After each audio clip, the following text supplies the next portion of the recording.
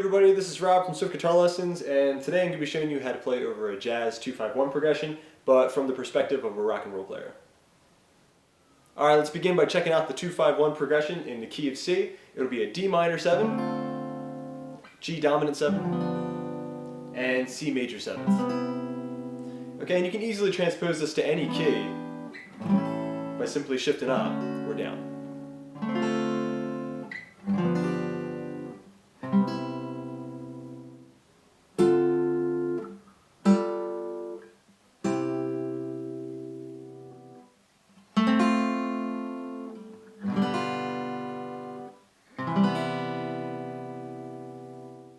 Alright, so since this video is designed to give rock and blues players a little bit of insight on how they can play over top of jazz progressions, I think it's important to talk about what some of the shortcomings are or the problems that rock players are facing when they're trying to play. It stems from the fact that most rock players are very good at playing over top of minor keys. Either that or they're very used to playing over top of 5 keys or power chord progressions which don't have a major or minor third in them. This means that they can use their pentatonic scale or the blues scale, their minor scale, or their major pentatonic over top of some kind of a very simplified chord progression with just fifths or power chords. The problem is when you try to take that into a progression like 2-5-1, D minor, G, and C major 7, those minor scales and those minor licks don't work anymore, so immediately half of the repertoire is basically useless. In this video I'm going to show you that actually you can still use a lot of the same tricks that you've been doing over top of rock and roll, or blues progressions for that matter, but you just have to think about it a little bit differently. And it all stems from knowing your major scale. Okay, so if we're talking about a 2-5-1 in the key of C, even though that progression doesn't start with C, it's still in that key because it resolves on that C major 7. Okay, so with that in mind, we need to know our C major scale. I have another video where I talk about the 3 major positions that you're going to be seeing it, and just as a quick review, I'm going to play those 3 positions. Position number 1.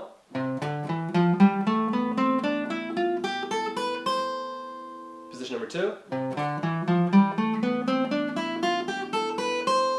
And position number 3.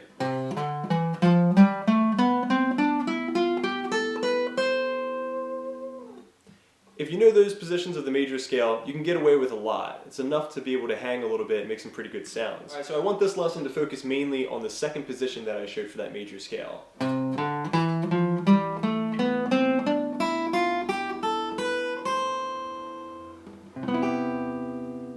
Okay, so the reason I want to use that scale exclusively is because it exists over top of the relative minor of C major, which is A minor. So this position of the C major scale is the same exact scale as A minor scale. Okay? And like I said, most rock and roll players or blues players are very good at playing over top of minor keys or keys that don't have any minor or major thirds in them.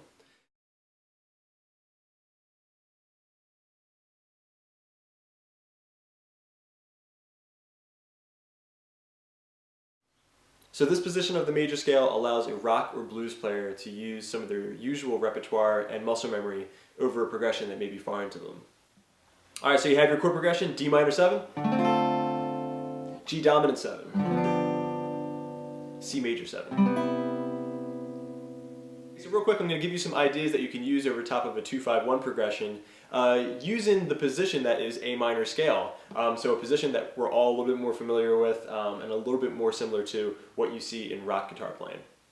Okay, so the first thing I want to show you is that you can just use the chords. A minor is very similar to C. And that means that you can break it apart and just arpeggiate that chord to get some really cool tunes. Okay, so if we're going through this scale, I'm going to highlight all those different tunes, arpeggiated, and then add in a little bit of chromaticism. The use of slides can make it sound a little bit more jazzy. There's lots of different things that you can do to give it a little bit more of that jazz style, like staccato notes where notes are very short. Okay? So the first lick that you can give it a try is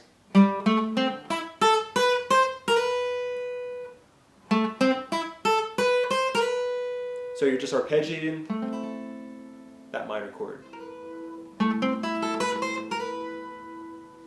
Okay, because I'm also thinking about the major pentatonic scale, that's also right over top of my relative minor. It's just a dumbed down version of that major scale. I can use that as kind of a safety net.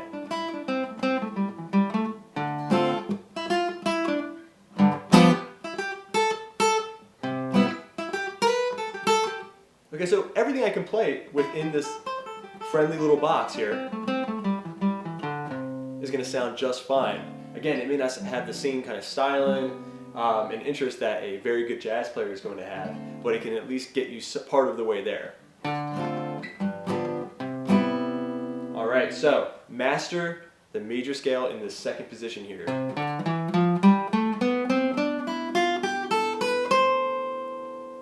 Play around in there, explore it, try adding different techniques, playing in thirds or sliding from note to note.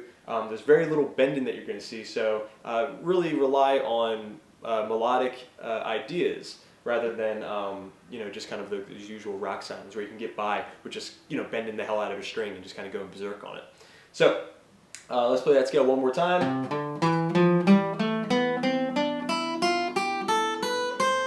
Even just playing that over top of the 2-5-1, mixing up some notes, sound just fine.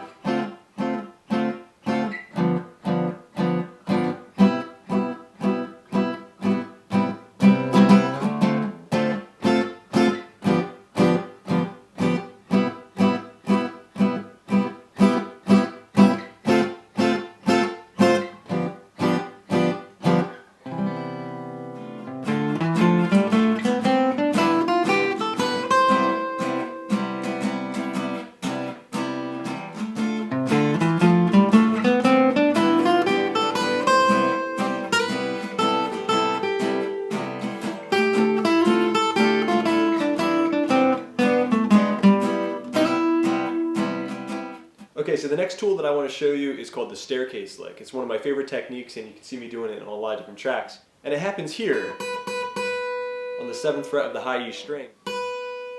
And it's called the staircase lick because it looks exactly like a staircase. Okay, just like that.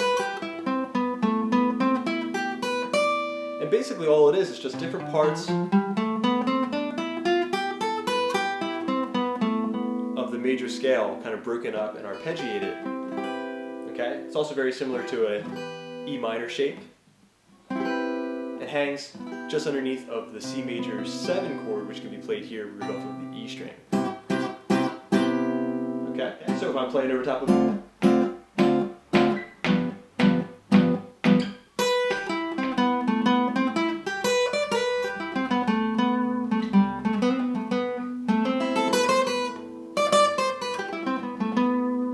Okay, so the staircase lick is really good to mix up with that A minor arpeggio and that C major scale.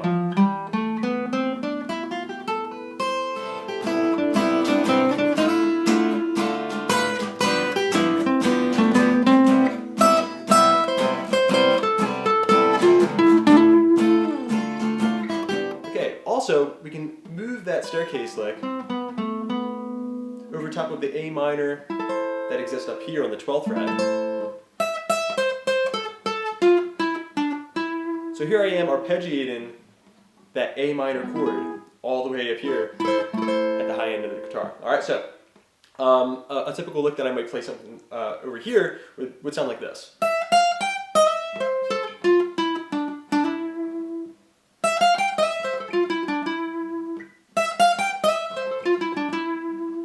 Time.